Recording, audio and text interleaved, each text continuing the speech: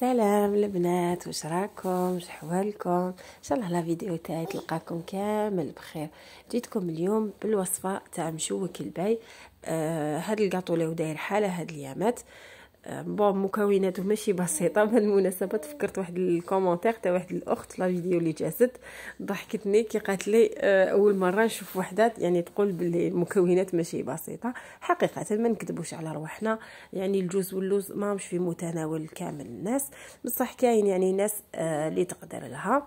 المهم شوفوا يعني الحبه كيفاش تجي من الداخل. هنا سيت قسمت معكم حبه يجي معسل حتى لقلبو.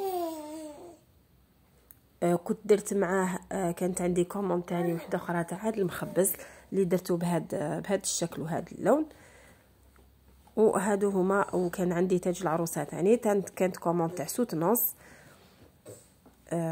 دونك درت تاج العروسه ومشوك الباي والمخبز. دونك لهنا نجو للمكونات. لهنا درت 250 غرام تاع اللوز مرحي متوسط. راح نضيف معاها 100 غرام تاع السكر العادي. دونك لهنا تحبوا كيلو 3 كيلات بكيله.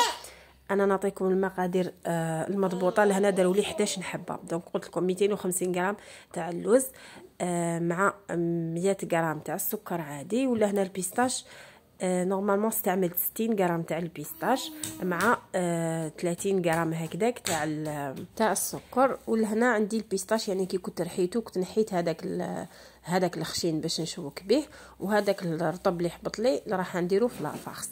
دونك وراح نجمعهم بالبيض. انا لهنا استعملت 2 بيضات، وكم كانت عندي كميه صغيره استعملت بيض كامل. دونك لهنا الا كانت عندكم كميه شويه كبيره تنحيو البياض باش ترمدوا فيه وتخليو الصفار. دونك ديروا حبه كامله بصفار. دونك انا كم كانت عندي قلت لكم كميه قليله، دونك ضربتهم البيض ضربتهم كامل باش استعملت منهم شويه. لهنا ضفت مغرفه صغيره تاع لوزيست تاع السيترون. ورايحه نبدا نجمع الخليط تاعي. لهنا شتوني ضربت البيض. راح نضيف بشويه. هنا جاتني صعيبه نخدم كونتيتي صغيره، ماشي موافقه نخدم كميات صغار. دونك بديت نضيف بشويه ونطمو عادي كيما المخبز ولا المشوك.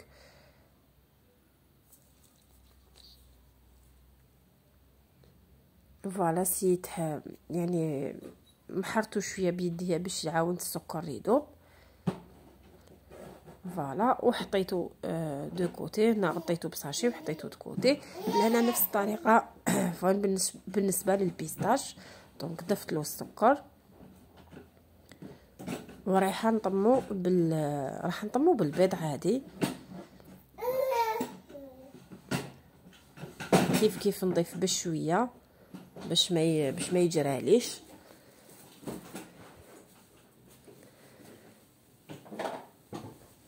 ونطمو حتى نتحصل على عجينه تكون طريه.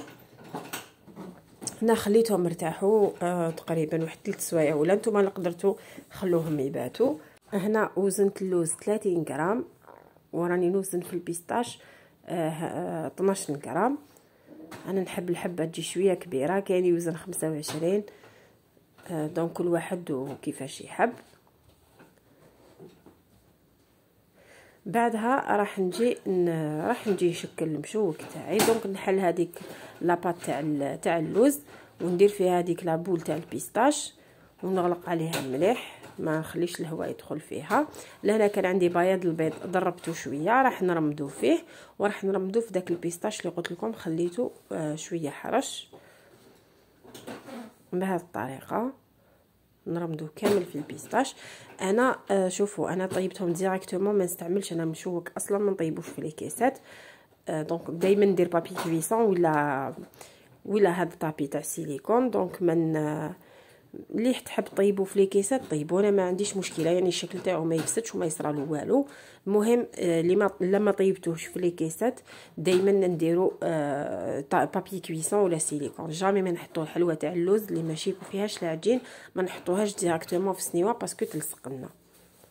دونك كيما راكم تشوفوا يعني كنت نعمر البيستاش لداخل ونغلق عليه ونرمدو في البيض وفي البيستاش.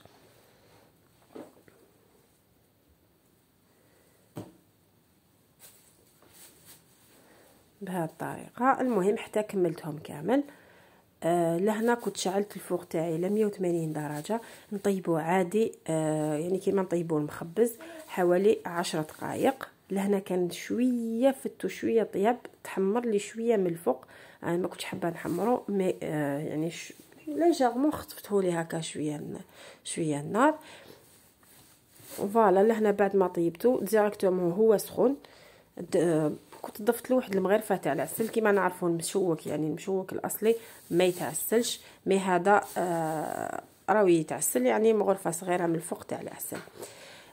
لهنا راح نجي نزينو. عندي حبيبه تاع البيستاش وعندي ورد الشوش، دونك حطيت هذيك الورده في الوسط وراح ندور عليه بالبيستاش اللي كنت نستعمل لهنا الجلوكوز باش نلصقو. لهنا التزيين كل واحد والذوق تاعو، كل واحد يزينو كيفاش يحب. كان يديروا له الورود بعجينه السكر، كان يدير هكا بالبيستاش. انا فضلت نديرو بهذه الطريقه وهذا الشكل.